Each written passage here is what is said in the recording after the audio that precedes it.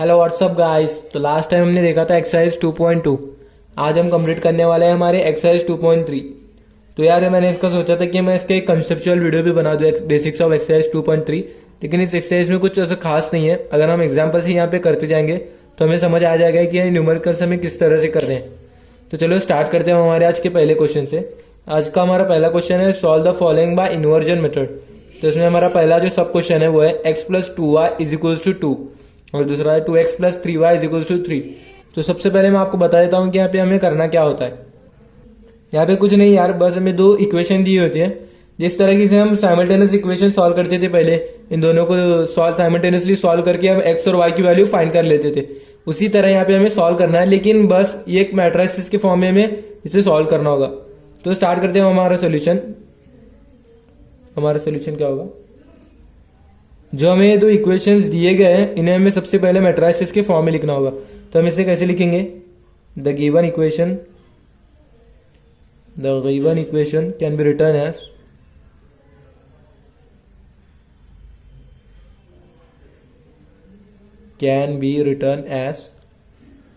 तो कैसे लिखेंगे हम इसे मैट्रिक्स के फॉर्म में। यहां पर देखिए, यहां पे लिखेंगे 1, यहां पे होगा ये 2, यहाँ पे होगा हमारा ये वाला 2 और यहाँ पे होगा हमारा ये वाला 3।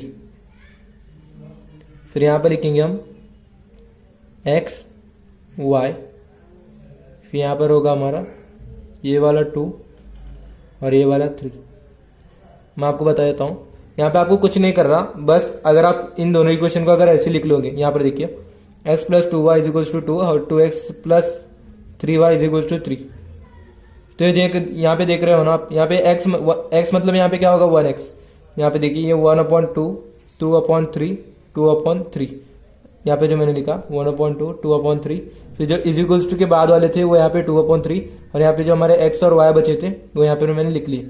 इसी तरीके से आपको ये रिप्रेजेंट करना होगा मैट्रिक्स के फॉर्म में। तो हमने अभी रिप्रेजेंटेशन तो समझ ली कि हमने हमारे इक्वेशंस जो दिए गए हमें उसे हम मैट्रिक्स की फॉर्म में कैसे लिखेंगे।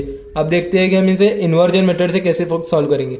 अब इन्वर्जन मेथड क्या होता है, सिंपल से समझोगे तो बस हमें इसे हमारा जो ए इन्वर्स है वो फाइंड करना होगा। फिर उसके कुछ सिंपल सिंप्लीफिकेशन यूज करके इसका सोल्यूशन ढूंढेंगे। मैं आपको बता देता हूँ, ये कुछ ज्यादा डिफिकल्ट नहीं है। अब बस मैं जैसे बता रहा हूँ आप उसे करते जाइए। तो स्टार्ट करते हैं हमारा सोल्यूशन। तो ये जो हमारा फॉर्म है ये कुछ इस तरह से हो चुका है। अब this is in the form of A X is equals to B. अब हमने रिप्रेजेंटेशन तो सीख लिया, अब देखते हैं कि हम इस क्वेश्चन को सॉल्व कैसे करेंगे। तो यहाँ पे हमें कहा गया है कि हमें इन्वर्जन मेथड के थ्रू सॉल्व करना है। यहाँ पर हमें दो मेथड देखने के लिए मिलेंगे, एक पहला है हमारा इन्वर्जन मेथड और दूसरा है हमारा रिडक्शन मेथड। इसे हम ऐसे भी समझ सकते हैं कि जो हमारा पहला है वो इन्वर्स फाइंड करने का मेथड है और जो हमारा दूसरा है वो रो ट्रांसफॉर्मेशन का मेथड है। तो ये यहाँ पर देखिए हम इसे आगे सॉल्व कैसे करेंगे। तो जब भी हम इन्वर्जन मेथड लिखेंगे, इन्वर्जन मेथड से सॉल्व कर रहे होगे तो जो हमारी इक्वेशन है हमें उसे इस फॉर्म में लिखना होगा, A X is equals to B, जो कि हमने यहाँ पे लिख ली है। इस फॉर्म में हमें इक्वेशन लिखने हैं। अब हमें यहाँ पे क्या करना है, जो हमारा A X is equals to B है इस फॉर्म की तो हमारी इक्वेशन हमने बना दी, जो हमारा पहला स्टेप था। अब इसके बाद हम क्या करेंगे इसे, अब हम इसे लिखेंगे X is equals to A inverse B. जो हमारा ए है अगर ये यहाँ से यहाँ पर आ जाएगा तो ये हो जाएगा ए इनवर्स। यहाँ पे आप देख सकते हो अगर ये हमारा A X is equals to B है तो हमारा X is equals to B upon A हो जाएगा। फिर अगर हम इसे और किस तरह से लिख सकते हैं, हम इसे इस तरह से लिख सकते हैं, X is equals to A inverse B. तो देख लिया आपने हमें इसे कैसे करना है। तो अब देखते हैं हमारा इसके आगे सोल्यूशन क्या होगा। अब हम आगे क्या करेंगे, X Y is equals to, अब हमें क्या करना है, यहां पर जो हमें ए इनवर्स बताया गया है तो जो हमारा ये ए है हमें इसका इनवर्स फाइंड करना होगा, फिर हम इसे यहाँ पे पुट कर सकते हैं। तो चलो अब हम जो हमारा ए है ये इसका इनवर्स फाइंड करेंगे। अभी देखा था कि हम हमारा रिप्रेजेंटेशन कैसे करेंगे इक्वेशंस का मैट्रिसेस में। अभी हमारी जो मेथड था इन्वर्जन मेथड, उसके जो हमारा मेथड था ये इन्वर्जन मेथड, इसके हिसाब से हमें पता चला कि जो हमारा मैट्रिक्स होना चाहिए फॉर्म में X is equals to B. तो यहाँ से हमने देखा था कि X is equals to A inverse B हो रहा है, तो इसके लिए हमें फाइंड करना होगा हमारा ए इनवर्स। तो वही हम यहाँ पे फाइंड कर रहे होंगे। तो ये हमारा ए है, अब इसका हमें इनवर्स फाइंड करना होगा। अब इनवर्स फाइंड करने के लिए हम हमारे यूज करेंगे जो मैट्रिक्स ऑफ कोफैक्टर का मेथड होता है वही हम यहाँ पे यूज करेंगे। तो स्टार्ट करते हैं। सबसे पहले हम यहाँ पे क्या करते हैं, हमारा A11 फाइंड करेंगे। ये होगा 1, A12 क्या होगा हमारा 2, A21 क्या होगा हमारा यहाँ पे, वो भी हो जाएगा 2, A22 क्या होगा हमारे यहाँ पे 3। अब इसके आगे हम फाइंड करेंगे हमारे माइनर्स। ये आपको थोड़ा सा स्पीड में लग रहा होगा, लेकिन शायद ये आपको काफ़ी अच्छे से फाइंड करना आ चुका होगा अभी तक। अब माइनस किस तरह से फाइंड करेंगे हम, ये हमारा A11, जिस रो में रो छोड़ दो, जिस कॉलम में वो कॉलम छोड़ दो। क्या हुआ हमारा माइनर, M11 हो चुका है हमारा 3। अब M12 क्या होगा हमारा, जिस रो में रो छोड़ दो, जिस कॉलम में कॉलम छोड़ दो, मतलब ये वाला 2। अब M13 देखेंगे, सॉरी M21 देखेंगे। अब M21 क्या होगा हमारा, जिस रो में रो छोड़ दो, जिस कॉलम में कॉलम छोड़ दो, तो ये वाला होगा। अब M22 देखते हैं, M22 क्या हुआ हमारा, जिस रो में रो छोड़ दो, जिस कॉलम में वो कॉलम छोड़ दो, तो मिल गया हमें हमारा M22 भी। अब हम इसके आगे देखेंगे हमारा कोफैक्टर्स कैसे फाइंड करने हैं। तो कोफैक्टर्स कैसे फाइंड करेंगे हम, cofactors A11 is equals to -1 की power 1 + 1 into M11 is equals to -1 की पावर 2 इंटू M11 कितना है हमारे पास 3। तो जो हमारी n की वैल्यू है वो भी इवन है, इसलिए जो साइन होगी वो तो होगी पॉजिटिव, तो ये होगा हमारा 3। अब A12 क्या होगा देखते हैं, इज इक्वल्स टू -1 की power 1 + 2 into M12 which will be equal to -1 की पावर 3 इंटू M12 कितना है हमारे पास 2। हमारी जो पावर है वो ऑड है, इसलिए जो साइन होगी वो नेगेटिव होगी, तो यहाँ पे आएगा -2। हमारा A21 कैसा होगा हमारा, इज इक्वल्स टू -1 की power 2 + 1 into M21 which will be equal to -1 की पावर 3, M21 कितना है हमारे पास 2। n की वैल्यू जो हमारी ऑड है, इसलिए जो साइन आएगी वो होगी नेगेटिव, तो ये हो जाएगा -2।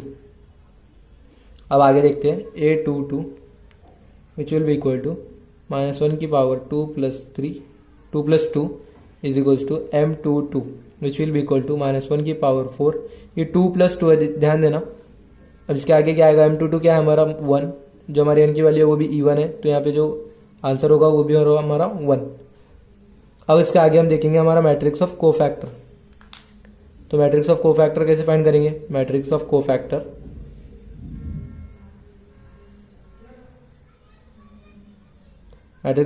इज इक्वल्स टू जो हमारा A11 है हम यहाँ पे लिखेंगे, A12 यहाँ पे लिखेंगे, A21 जो होगा हमारा यहाँ पे, A22 जो होगा हमारा यहाँ पे लिखेंगे। अब इज इक्वल्स टू लिखिए, A11 यहाँ पर 3, ये हमारा यहाँ पे -2, ये होगा यहाँ पे हमारा -2 और ये होगा हमारा यहाँ पे 1।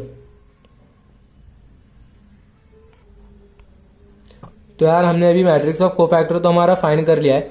अब हम देखते हैं कि हमारा एडजॉइंट क्या होगा, क्योंकि इनवर्स फाइंड करने के लिए हमारा एडजॉइंट और डिटरमिनेंट ऑफ ए ये दोनों काफ़ी इंपॉर्टेंट चीज़ें हैं। Adjoint of A will be equal to जो हमारा मैट्रिक्स ऑफ कोफैक्टर है उसका ट्रांसपोज, ये हमारा मैट्रिक्स ऑफ कोफैक्टर, इसका ट्रांसपोज फाइंड करना होगा। तो इसका ट्रांसपोज कैसे फाइंड करेंगे, जो हमारे रोज है उसे कॉलम्स में कन्वर्ट करना होगा। 3 -2 और यहाँ पे आएगा -2 और यहाँ पे आएगा 1। यहाँ पर देखिए जो हमारी यहाँ की रो थी मैंने उसे यहाँ पे कॉलम में कर दिया, ये हमारा ट्रांसपोज होता है। अब हमने हमारा एडजॉइंट तो फाइंड कर लिया, अब फाइंड करते हैं हमारा determinant of A. Determinant of A is equals to, तो हमारा ए क्या था, यहाँ पर मैं लिख रहा हूँ वापस से, ए क्या था हमारा, ए इज इक्वल्स टू 1 2 फिर यहाँ पे 2 फिर यहाँ पे 3, तो ये था हमारा ए। अब इसका हमें डिटरमिनेंट फाइंड करना है, तो कैसे फाइंड करेंगे, 3 1 = 3 -4 विल बी इक्वल टू -1। तो ये मिला हमारा डिटरमिनेंट। अब कुछ नहीं कर रहा, बस इसके आगे लिख लो, A inverse is equals to 1 upon determinant of A into adjoint of A equal to 1 upon determinant of A, यहाँ पे आएगा -1, एडजॉइंट ऑफ ए कितना है हमारे पास 3 -2 और यहाँ पे आएगा -2 1। अब इसे बस अंदर मल्टीप्लाई कर दो, -3 2 2 ये हो गया -1। तो यार यहाँ पे हमने हमारा ए इनवर्स तो फाइंड कर लिया। अब चलते हैं हम जो हमारी पहले की इक्वेशन थी उसकी तरफ, x is equals to A inverse B. तो ये थे हमारी पहले की इक्वेशन। अब बस इसमें पुट अप कर दो, x is equals to A inverse क्या है हमारा -3 2 और यहाँ पे हमारा 2 ये -1, b क्या था हमारा 2 3। आप चेक कर रहे हो, अगर आपने ये कॉपी किया होगा तो आपको पता होगा कि हमारा b क्या था पहले। अब बस मैट्रिक्स मल्टीप्लिकेशन करना है। अब देख लो यहाँ पे क्या होगा, 3 × 2 -3 × 2 कितना होगा -6, 2 इंटू 3 +6। और यहाँ पे देख लो 2 इंटू 2 4, -1 इंटू 3, -1 इंटू 3 -3।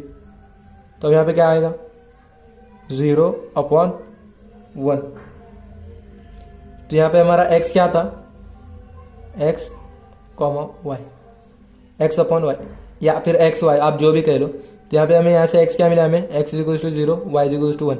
एक बात हमेशा याद रखना, जब भी आप यहाँ पे देखोगे ax = b, तो जो हमारा x होता है वो होता है x और ये होता है नीचे का y। बस इसे जिस तरीके से हम इसे मैट्रिक्स के फॉर्म में लिखते हैं, a को इस तरह से, b को इस तरह से, उसी तरह से जो हमारा x है उसे मैट्रिक्स के फॉर्म में हम इसे इस तरह से लिखेंगे। तो अगर आपको क्वेश्चन समझ आया हो तो अब हम नेक्स्ट क्वेश्चन की तरफ बढ़ते हैं। पहला क्वेश्चन थोड़ा सा मैंने डिटेल में लिया था, अब देखते हैं हमारा नेक्स्ट क्वेश्चन। तो अब देखते हैं हमारा next question, x + y = 4, 2x - y = 5। यहाँ पे भी हमें कहा गया है कि हमें इन्वर्जन मेथड के थ्रू इसे सॉल्व करना है। तो हम इसे कैसे सॉल्व करेंगे, जो सबसे पहले हमारा जो स्टेप था वो क्या था, इसे सबसे पहले एक मैट्रिक्स के फॉर्म में रिप्रेजेंट करना। तो किस तरह से करेंगे हम, यहाँ पर देखिए 1, फिर आएगा 2, फिर यहाँ का 1, फिर यहाँ का -1, फिर यहाँ पर आएगा हमारा x और यहाँ पे हो जाएगा हमारा y, और यहाँ पे आएगा 4 और यहाँ पे हो जाएगा 5। तो इसको ये अब किस फॉर्म का हुआ, ये हुआ अब फॉर्म का ax = b।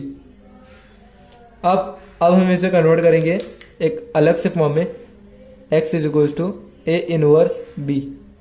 तो जब हम इस फॉर्म में इसे कन्वर्ट करेंगे तो यहाँ पर हमें ज़रूरत पड़ेगी हमारे a इनवर्स के। तो अब हम फाइंड करेंगे हमारा a इनवर्स फाइंड करने के लिए हमें सबसे पहले हम हमारा a लिख लेते हैं, a = 1 2 1 -1। जो हमारा यहाँ पे a था वो लिख लिया हमने। अब a इनवर्स फाइंड करने से पहले इसका डिटर्मिनेंट ऑफ a चेक कर लेते हैं। अगर a = 0 आएगा तो ये a इनवर्स फाइंड करने के लिए एलिजिबल नहीं होगा। तो यहाँ पे देखिए -1 और ये -2 = -3। तो यहाँ पे अब जो हमारा डिटर्मिनेंट फाइंड हुआ हमें वो आया -3, मतलब कि ये नॉट इक्वल टू 0 है। इसलिए जो हमारा ये गिवन मैट्रिक्स है ये एलिजिबल होगा a इनवर्स फाइंड करने के लिए। मैट्रिक्स था a, ये एलिजिबल तो हो चुका है a इनवर्स फाइंड करने के लिए। अब a इनवर्स फाइंड करने का प्रोसेस हम स्टार्ट करते हैं। तो a इनवर्स फाइंड करने के लिए सबसे पहले हमें क्या करना होता है, हमें फाइंड करना होता है हमारे जो एलिमेंट्स की पोजीशन है वो a11 क्या होगा हमारा 1, a12 क्या होगा हमारा 1, a21 क्या होगा 2, a22 क्या होगा हमारा -1। अब इसके बाद हम फाइंड करेंगे हमारा माइनर्स। तो माइनर्स क्या हो गया हमारे m11 = इस वाले एलिमेंट का माइनर क्या होगा, जिस रो में रो छोड़ दो, इस कॉलम में वो कॉलम छोड़ दो -1। इसके बाद m12 जिस रो में रो छोड़ दो, जिस कॉलम में वो कॉलम छोड़ दो 2 आया। m21 = जिस रो में रो छोड़ दो, जिस कॉलम में वो कॉलम छोड़ दो, क्या बचा हमारे पास 1। m22 = जिस रो में रो छोड़ दो, जिस कॉलम में वो कॉलम छोड़ दो, क्या बचा हमारे पास 1। तो ये थे हमारे माइनर्स। अब इसके बाद हम फाइंड करते हैं हमारे कोफैक्टर्स। यहाँ से स्टार्ट करता हूँ मैं। तो a11 क्या होगा हमारा -1 की पावर 1 + 1 इंटू m11 = -1 की पावर 2 इंटू m11 क्या है हमारा -1। तो ये मल्टीप्लाई, या जो हमारे n की वैल्यू है वो भी इवन होगी, तो यहाँ पे आएगा हमारा -1। अब देखते हैं a12 क्या होगा, a12 = -1 की power 1 + 2 into m12 which will be equal to -1 की पावर 3 इंटू m12 कितना है हमारे पास 2। तो n की वैल्यू जो हमारी है वो भी ऑड है, तो यहाँ पे आएगा -2। अब फाइंड करते हैं हमारा a21 = -1 की power 2 + 1 into m21 which will be equal to -1 की पावर 3, m21 कितना है हमारे पास 1। तो ये जो हमारी n की वैल्यू वो भी ऑड है, इसलिए नेगेटिव साइन आएगी, तो ये हो जाएगा -1। अब देखते हैं a22 कितना होगा -1 की पावर 2 + 2 इंटू m22। तो अब a22 कितना है हमारे यहाँ से -1 की पावर 4, m22 कितना है हमारा 1। n की वैल्यू हमारी इवन है, साइन आएंगी पॉजिटिव पॉजिटिव पॉजिटिव पॉजिटिव होकर ये 1 हो जाएगा। तो अब फाइंड करेंगे हमारा, तब तो हमने फाइंड कर लिया हमारे कोफैक्टर्स। अब फाइंड करते हैं हमारा मैट्रिक्स ऑफ कोफैक्टर। तो उसे किस तरह से फाइंड करेंगे, मैट्रिक्स ऑफ कोफैक्टर। उम्मीद करता हूं कि जो मैं आपको समझा रहा हूं वो समझ में आ रहा है। तो मैट्रिक्स ऑफ कोफैक्टर क्या होगा, a11 a12 a21 A22। बस अब यहाँ पे जो हमारे एलिमेंट्स हो यहाँ पे ड्रॉप कर दो। यहाँ पे होगा -1, ये होगा -2, ये होगा -1 और यहाँ पे आएगा यहाँ पे होगा 1। अब हमने हमारा मैट्रिक्स ऑफ कोफैक्टर फाइंड कर लिया। अब ए इनवर्स फाइंड करने के लिए अभी हमारे पास 2 स्टेप बाकी है। अब क्या फाइंड करेंगे हम, हमारा ए एडजॉइंट फाइंड करेंगे जिसे हम ट्रांसपोज के थ्रू फाइंड कर रहे होंगे। अब उसके बाद हमें फाइंड करना होगा डिटर्मिनेंट ऑफ ए और उसके बाद हमें ए इनवर्स के फॉर्मूले में इन वैल्यूज को पुटअप करना होगा। अब आगे चलते हैं। तो यहाँ पर हम देख सकते हैं हमने अभी फाइंड कर लिया हमारा मैट्रिक्स ऑफ कोफैक्टर। अब हमें फाइंड करना है हमारा एडजॉइंट। तो अब एडजॉइंट कैसे फाइंड करेंगे हम, हमारा एडजॉइंट होगा adjoint of A will be equal to transpose of matrix of cofactor. तो कैसे फाइंड करेंगे हम ट्रांसपोज, -1 -2 जो रोज है हमारी उसे कॉलम में कन्वर्ट करना होगा, -1 और ये होगा 1। तो हमने फाइंड कर लिया हमारा एडजॉइंट। अब इसके बाद जो हमने हमारा डिटर्मिनेंट ऑफ ए फाइंड किया था अभी रिसेंटली थोड़ी देर पहले, हम उसे लिख लेते हैं, वो था हमारा -3। अब हमारे पास एडजॉइंट ऑफ ए भी है और हमारे पास डिटर्मिनेंट ऑफ ए भी है। तो अब हमारे जो ए इनवर्स का फॉर्मूला है ये दोनों चीज़ उसमें पुटअप करते हैं। 1 determinant of A is equals to adjoint of A. तो इसके आगे क्या करेंगे, 1/-3 और यहाँ पे एडजॉइंट ऑफ ए लिख लेते हैं, 1 -2 यहाँ पे आएगा -1 और यहाँ पे आएगा 1। तो ये था हमारा ए इनवर्स। अब चलते हैं जो हमारा पहले का स्टेप था, जो जहाँ पर हमने लिखा था हमारा x is equals to A inverse B, इसके तरफ। तो अब x क्या है हमारा, x y will be equal to A inverse क्या है हमारा, अब यहाँ पे हमने जो अभी फाइंड किया -1 -2 -1 1।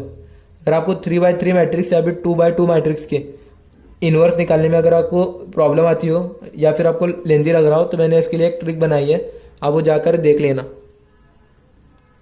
डिस्क्रिप्शन बॉक्स में भी मैं इसके आपको लिंक प्रोवाइड करा दूंगा। तो यहाँ पे बी देखिए क्या होगा हमारा बी, अब कुछ नहीं बस सिंपल सा मैट्रिक्स मल्टीप्लिकेशन बचा हुआ है। तो यहाँ पर देखिए हमारा 2x2 मैट्रिक्स है, ये हमारा 2x1 मैट्रिक्स। अब जो नया मैट्रिक्स फॉर्म होगा वो होगा अब 2x1 का। अब स्टार्ट करते हैं, -1 × 4 -4 -1 × 5 -5 -2 × 4 -8 1 × 5 5 इज इक्वल्स टू, यहाँ पर देखिए ये -9 हो जाएगा और ये हो जाएगा -3। तो हमारा x और y कितना होगा इज इक्वल्स टू -9/-3। अगर आप यहाँ पे गौर करें तो जो हमारे यहाँ पे -1/3 था वो हमने यहाँ पे इन्वर्स में नहीं लिया था। तो जो हमारा यहाँ का -1/3 है वो हम यहाँ पे लेंगे इंटू -1/3। तो ये जो हमारा -1/3 है ये इसे डिवाइड कर देगा, तो ये हो जाएगा 3/1। तो जो हमारा x और y हो गए वो हो गया 3 और 1। तो यहाँ पे जो हमारा फाइनल आंसर होगा x is equals to 3 y is equals to 1। तो मैं आपको ये वाला स्टेप वापस से समझा देता हूँ कि मैंने ये कैसे किया था, आपको यहाँ पे शायद कंफ्यूजन आ गई होगी। तो यहाँ पर अगर आप देख सकते हो हमें हमें यहाँ पे पुटअप करना था ए इनवर्स। तो जो हमारे यहाँ पे ए इनवर्स आया था वो था ये वाला। तो हमने यहाँ पे सिर्फ इसमें का इतना पार्ट पुटअप किया था। अब इतने पार्ट को हमने सॉल्व किया क्योंकि यहाँ पे सिर्फ मैट्रिक्स था। यहाँ पे आप इस तरह से कर सकते हो, जो हमारा -1/3 है इन सब से मल्टीप्लाई करके भी आप सॉल्व कर सकते हो, लेकिन मैंने ऐसे नहीं किया। मैंने जो इतना पार्ट था हमारा यहाँ पे पुटअप करके आगे सॉल्व किया। फिर जब हमारा पूरा क्वेश्चन कंप्लीट हुआ था उसके आगे जो हमारा ये -1/3 था मैंने इसे मल्टीप्लाई किया। आप इस तरह से कर सकते हो या फिर उस तरह से भी आप कर सकते हो। तो जो हमारा सोल्यूशन था ये x is equals to 3 y is equals to 1। अब देखते हैं हमारा नेक्स्ट क्वेश्चन। तो अब देखते हैं हमारा थर्ड क्वेश्चन। तो यहाँ पर हमें कैसे करना है, सबसे पहले हमारा जो स्टेप है हम वो करेंगे। यहाँ पर हमें क्या करना होगा, सबसे पहले हमें इसे मैट्रिक्स के फॉर्म में इसे रिप्रेजेंट करना होगा। तो यहाँ पे आएगा हमारा 2 और यहाँ पे आएगा हमारा 1, यहाँ पे आएगा हमारा 6 और यहाँ पे आएगा हमारा 3 इज इक्वल्स टू, यहाँ पे आएगा हमारा 8 और यहाँ पे आएगा हमारा, यहाँ पर आएगा हमारा x और यहाँ पे आएगा हमारा y इक्वल टू, यहाँ पे होगा 8 और यहाँ पे हो जाएगा 5। तो ये होगा form ax is equals to b के फॉर्म में। अब क्या करेंगे हम लिखेंगे x is equals to a inverse b, क्योंकि हमें जो x और y की वैल्यू है ये हमें फाइंड करनी है। तो अब आगे स्टार्ट करते हैं। अब इसके आगे चेक करते हैं हमारा डिटर्मिनेंट ऑफ a। अगर वो 0 के इक्वल आएगा तो हम उसका इनवर्स नहीं फाइंड करेंगे, अगर वो 0 के इक्वल नहीं आता है तो हमारा इनवर्स आगे फाइंड होगा। तो स्टार्ट करते हैं। a इज इक्वल्स टू कितना है हमारा 2 1 6 3 इज इक्वल्स टू, 3 2 6 और ये होगा 1 6 6 इज इक्वल्स टू 0। तो यहाँ पर देख सकते हो जो हमारा डिटर्मिनेंट ऑफ ए आया है वो इक्वल टू 0 है, इसलिए जो हमारे यहाँ का ए इनवर्स है डज नॉट एग्जिस्ट।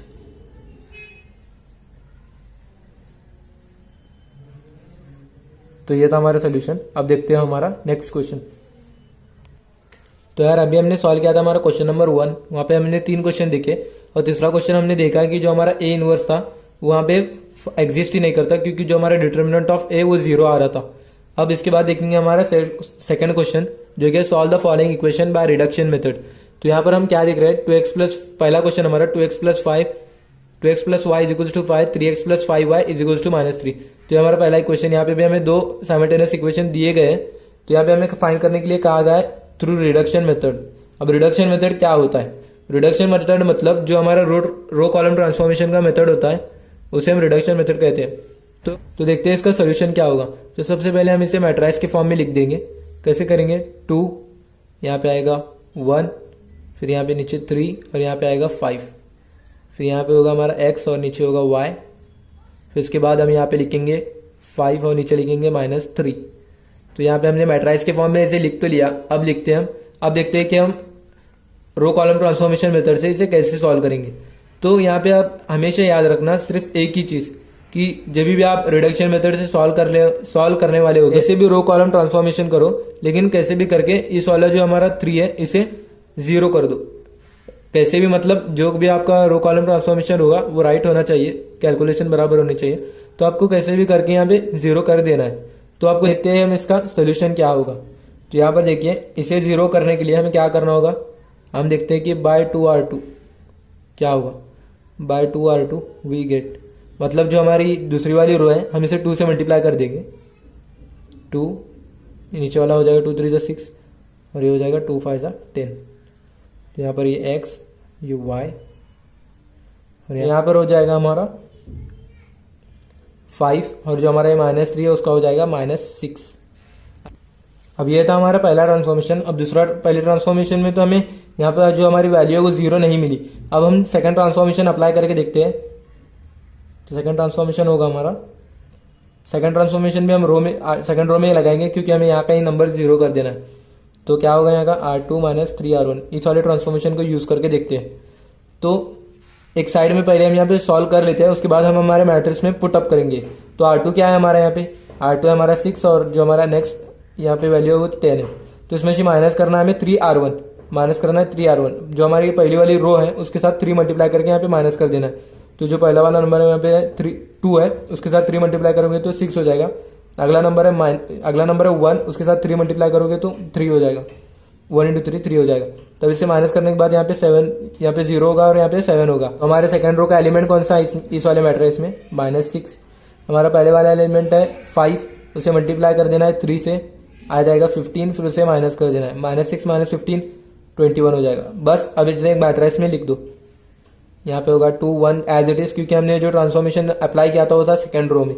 तो सेकंड रो में यहाँ पे आएगा 0 और यहाँ पे आएगा 7, यहाँ पे x और y इक्वल टू 5 और नीचे होगा -21, यहाँ पे -21 आएगा, ध्यान देना।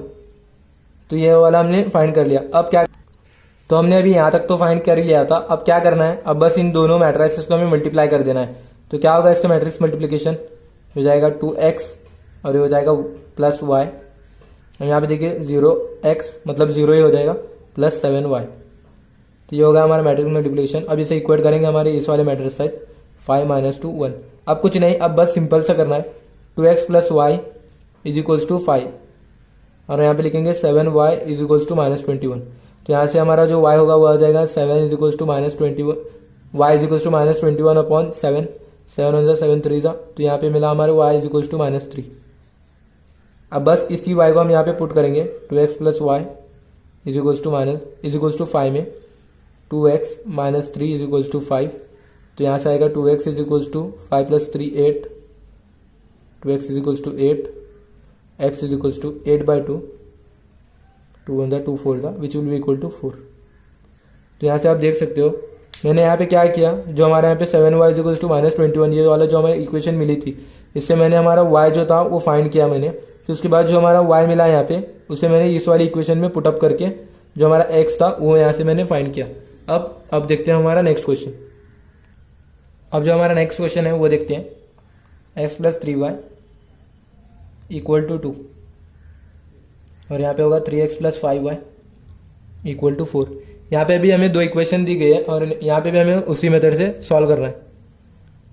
तो नीचे कमेंट करके बताना कि आपको दोनों में से कौन सा मेथड पसंद आए। तो इसे सबसे पहले हम क्या करेंगे, मैट्रिक्स के फॉर्म में लिखेंगे। 1 यहाँ पे आएगा 3, यहाँ पे होगा 3, यहाँ पे होगा 5, यहाँ पे होगा हमारा x और यहाँ पे होगा हमारा y इज इक्वल्स टू यहाँ पे होगा हमारा 2 और यहाँ पे होगा हमारा 4। अब क्या करेंगे हम, अब हमें जो हमारा ये वाला एलिमेंट है इसे किसी भी तरह से जीरो कर देना है। तो सबसे पहले जो हमारा रो ट्रांसफॉर्मेशन हम यहाँ पे यूज़ करेंगे वो होगा सेकेंड रो में यूज़ करेंगे R2 माइनस 3R1। इस वाले रो ट्रांसफॉर्मेशन को हम यहाँ पे यूज़ करके देखते हैं। तो अब हम इसे एक साइड में यहाँ पे सॉल्व करते हैं। अगर हम डायरेक्टली यहाँ पे सॉल्व करेंगे तो काफ़ी ज़्यादा मैस होगा, तो यहाँ पे सॉल्व करते हैं। तो जो हमारे एलिमेंट्स है सेकेंड रो को यहाँ पे लिख लेते हैं 3 और यहाँ हमारा 5।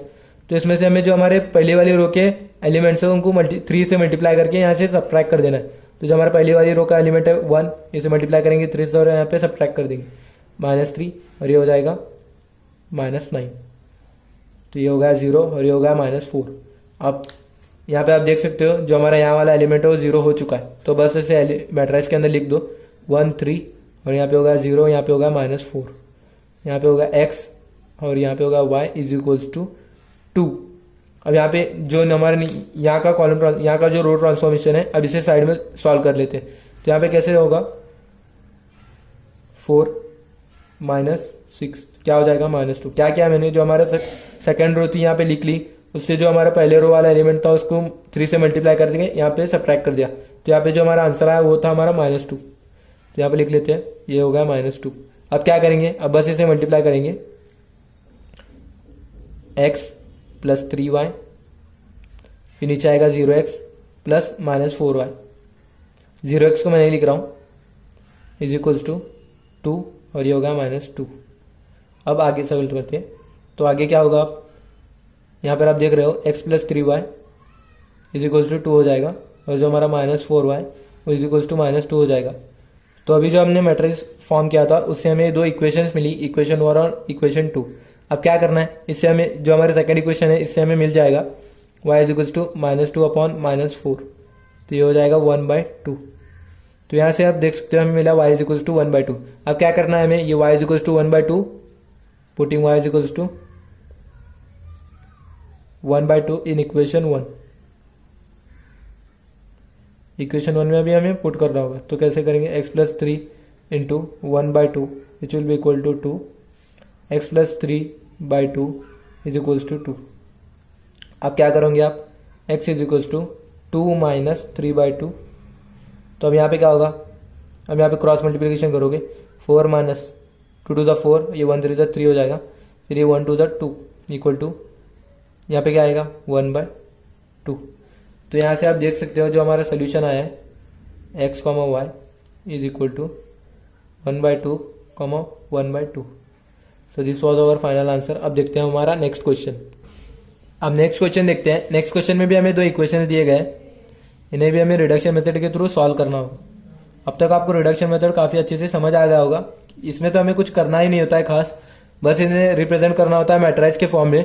रिप्रेजेंट करने के बाद हमें क्या करना होता है, जो हमारे मैट्रिक्स का A21 वाला एलिमेंट है उसे बस हमें 0 कर देना होता है। हाँ, अगर हमारा जो मैट्रिक्स है वो 3/3 मैट्रिक्स का होगा तब अलग बात हो सकती है, लेकिन जब तक हमारा मैट्रिक्स 2/2 मैट्रिक्स का है तब हमें A21 जो है हमारा उसे 0 कर देना है, कैसे भी रो ट्रांसफॉर्मेशन करके, कैसे भी मतलब वैलिड रो ट्रांसफॉर्मेशन आपको करनी होगी। तो अब देखते हैं इसे कैसे सॉल्व करेंगे। सबसे पहले इसे मैट्रिक्स के फॉर्म में लिख लेते हैं।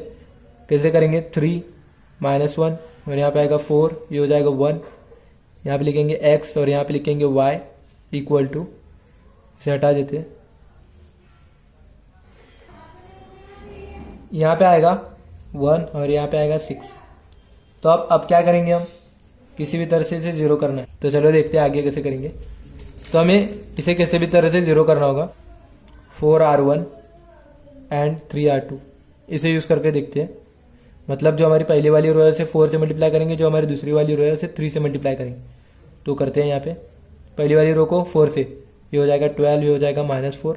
दूसरी वाली रो को 3 से 12 और ये हो जाएगा 3। अब यहाँ पे आगे देखिए x और ये हो जाएगा y। इसे कुछ नहीं करना, यहाँ पे इसे मल्टीप्लाई करना होगा। पहली वाली रो को 4 से, दूसरी वाली रो को 3 से, 3 से 6 3 18 हो जाएगा।